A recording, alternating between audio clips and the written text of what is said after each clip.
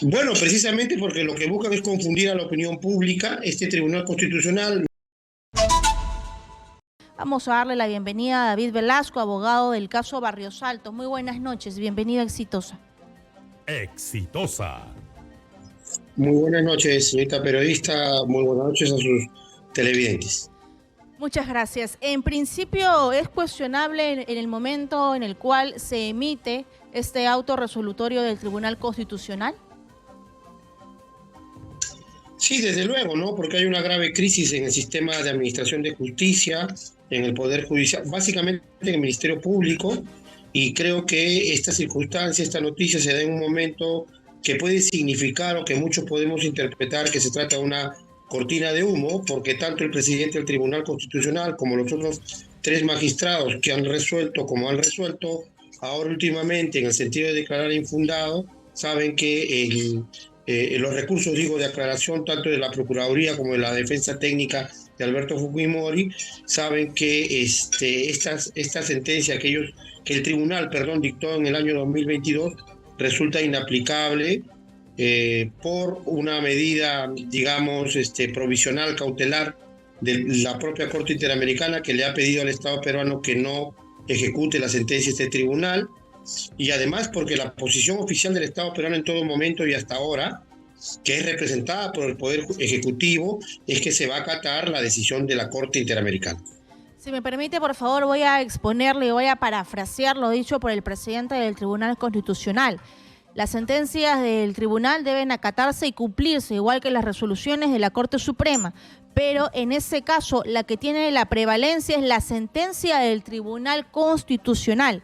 Las decisiones de la Corte y su jurisprudencia nosotros las valoramos mucho, pero en ese caso nosotros no nos hemos pronunciado sobre ese punto y en todo caso puede haber un debate sobre el alcance o no de esa decisión, y lo que dice finalmente en este auto apelatorio es que le corresponde al INPE y al juez de Ica el tomar una decisión.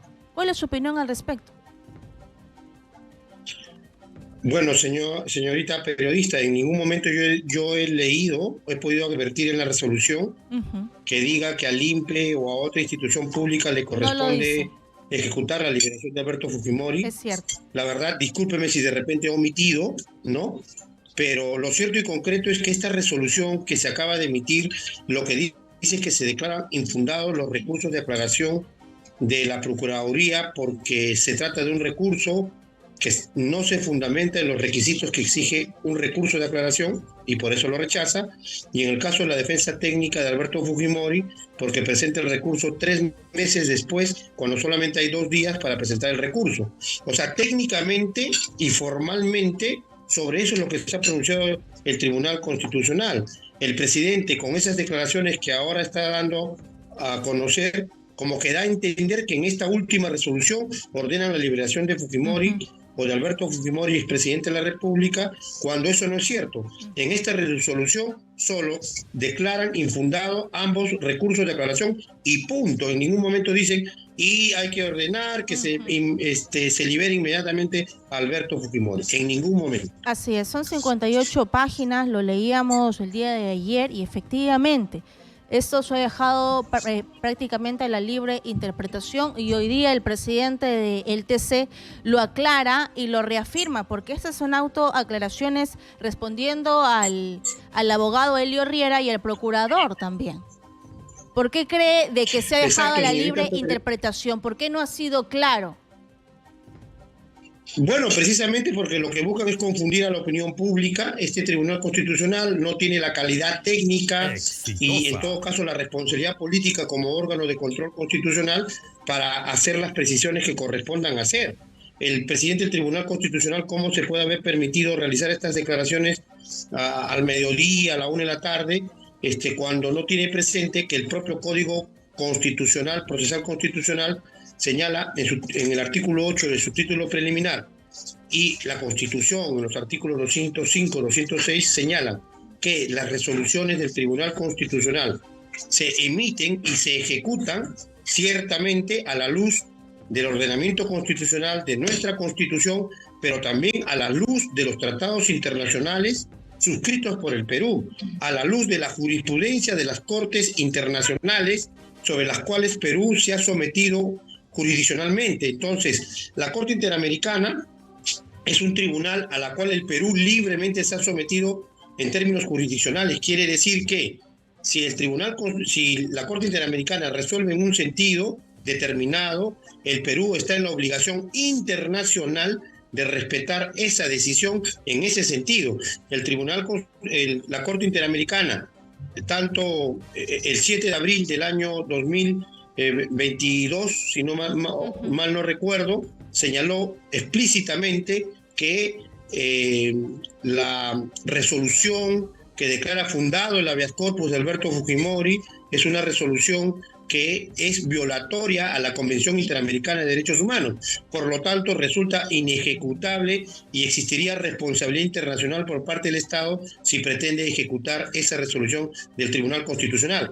Nosotros no podemos creer que una persona, por lo menos medianamente informada como el presidente del Tribunal Constitucional, no sepa de lo que le estoy diciendo. No se necesita ser un gran experto en la materia para saber que el Tribunal Constitucional y todos los órganos judiciales en el Perú tienen que interpretar los hechos y expedir sus sentencias a la luz de lo que dice nuestro ordenamiento jurídico interno, pero también a la luz de lo que dice el ordenamiento jurídico internacional, en este caso la Convención Interamericana de Derechos Humanos, y ajustarse a las decisiones de los tribunales internacionales, en este caso la Corte Interamericana, a la cual el Perú, como muchos otros países de la región, se han sometido libre y soberanamente. Y es una cuestión de criterio que ahora quiere ponerse a debate qué es lo que pesa más, ¿no? Lo que va a decidir el juez provincial de Ica versus un organismo supranacional, donde en el artículo 205 nos dice de la Carta Magna de nuestro país que estamos sujetos a lo que diga este tipo de convenciones de los derechos humanos.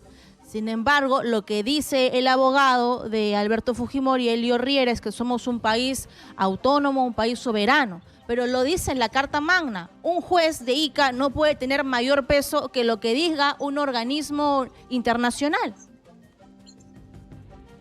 Exactamente, es porque ese es el ordenamiento internacional jurídico y el ordenamiento jurídico interno. O sea, nosotros mismos en nuestro ordenamiento jurídico interno hemos aceptado que lo que diga un tribunal internacional como la Corte Interamericana, si hemos suscrito el tratado correspondiente, en este caso el Pacto de San José, nos obligamos a lo que dice la Corte Interamericana. No se trata de soslayar o minusvalorar la importante y noble labor que tiene un juez de ejecución, o un juez unipersonal, o un juez penal en Ica. De eso no se trata, sino que hay una jerarquía establecida por ley interna y por ley internacional en un tratado que dice que por encima de cualquier resolución de un organismo nacional está la resolución de la Corte Interamericana. Y eso pasa en Perú, pasa en Argentina, pasa en México, pasa en Chile, en los países centroamericanos, porque todos ellos, al igual que el Perú, se han sometido libre y soberanamente, de manera independiente, a la jurisdicción de la Corte Interamericana de Derechos Humanos, que ahora, con medias verdades, con supuestos criterios interpretativos, intentan desconocer. Hoy día Keiko Fujimori ha expresado su opinión ante los medios de comunicación y ha apelado a la edad de su padre, más de 85 años, más de 10 operaciones en la lengua, producto del cáncer, problemas en el corazón, su avanzada y deteriorada edad. Sin embargo, tengo entendido que la Corte hizo y puso condiciones, son cerca de 6 condiciones para que se le otorgue el indulto al expresidente Alberto Fujimori. O sea, si la familia quisiera que salga libre, podría nuevamente presentar un recurso de habeas corpus y nuevamente procesar un nuevo indulto, pero cumpliendo las condiciones de la Corte. Y quisiera que usted me explique cuáles son esas condiciones. Mire, señorita periodista, primero quisiera precisarle a la audiencia suya lo siguiente, ¿no? En el habeas corpus no está en discusión si se le puede otorgar o no indulto humanitario a Alberto Fujimori. Y no está en discusión ni siquiera por los representantes, los abogados de las víctimas, o las víctimas sobrevivientes o los deudos de las víctimas. En el habeas corpus eso no se ha discutido. Se ha discutido si fue correctamente anulado o no el indulto. Si un órgano judicial podía anular el indulto dictado por el presidente. En su momento el Tribunal Constitucional ha decidido o decidió en el 2022, en marzo, febrero del 2022, decidió que ningún órgano jurisdiccional podía anular el indulto. Eso sí es materia de debate. No era materia de debate si Alberto Fujimori era susceptible o no de indulto humanitario. Eso no fue debatido en este habeas corpus. O sea, esa es otra media verdad, o en todo caso una mentira, que se intenta deslizar para tratar de confundir a la opinión pública.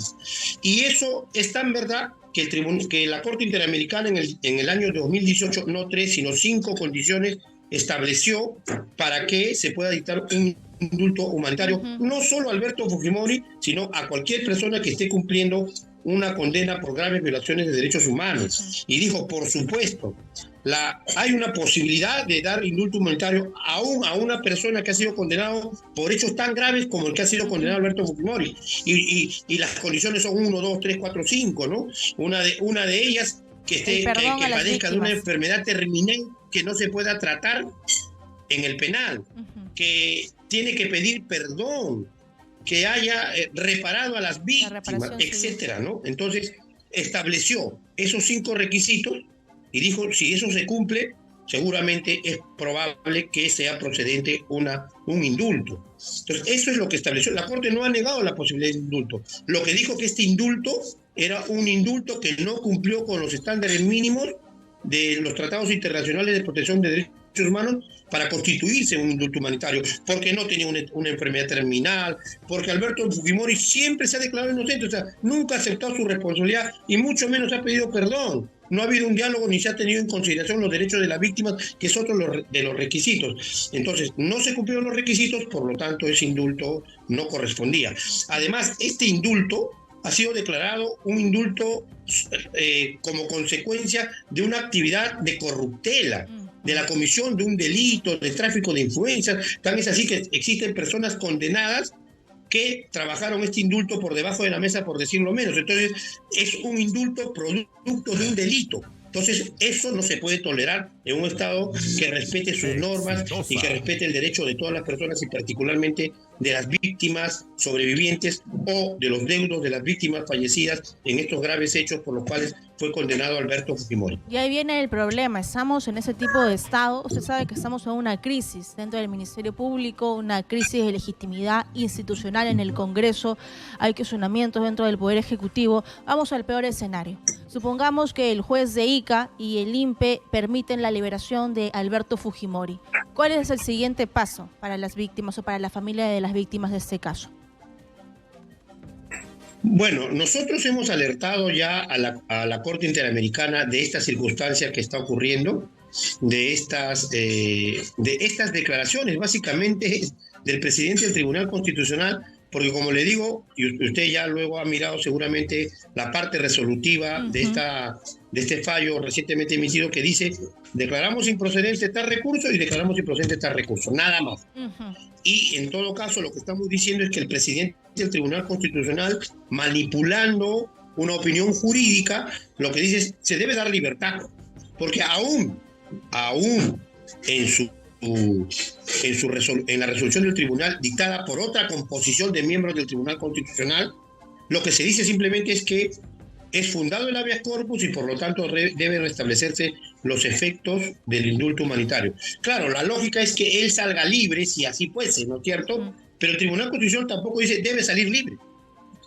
Lo que dice el Tribunal Constitucional es: declárese fundado el recurso de habeas corpus y que el juez de primera instancia ejecute la resolución, ¿no? Tampoco de manera directamente lo dice. Entonces, yo creo que allí nuestro primer paso ya ha sido dado, que es alertar a la Corte Interamericana que vía supervisión de ejecución de sentencia debe tomar nota de lo dicho, y yo creo que va a resultar muy difícil a un poder ejecutivo que, más allá de la realidad de las cosas, se dice democrático, se dice cumplidor de las normas, el respeto del orden constitucional. El orden constitucional indica que los ciudadanos peruanos y las autoridades peruanas debemos respetar la decisión de la Corte Interamericana, ¿no? Entonces, si hubiese una circunstancia en la que se ejecute la sentencia o un pedido de libertad, nosotros vamos a seguir utilizando los instrumentos que nos da el derecho nacional y el derecho internacional para solicitar que esa situación se revierta. Y recuerde que ya ocurrió. Al darse el indulto humanitario, Alberto Fujimori fue liberado. Exacto, ¿no? Al darse, no, en el año 2016-17, ¿no? Cuando se dio el indulto humanitario, Fujimori fue liberado. Y nosotros recurrimos al Poder Judicial Nacional, ¿no es cierto? Recurrimos antes a la Corte Interamericana para que esa situación se revierta. Sin embargo, el año pasado sí se abrió la posibilidad de que pueda salir libre. Ya está prácticamente alistando sus cosas en el penal Barbadillo Enate y luego la Corte nuevamente se pronunció. ¿Ese mismo escenario podría repetirse en el presente año?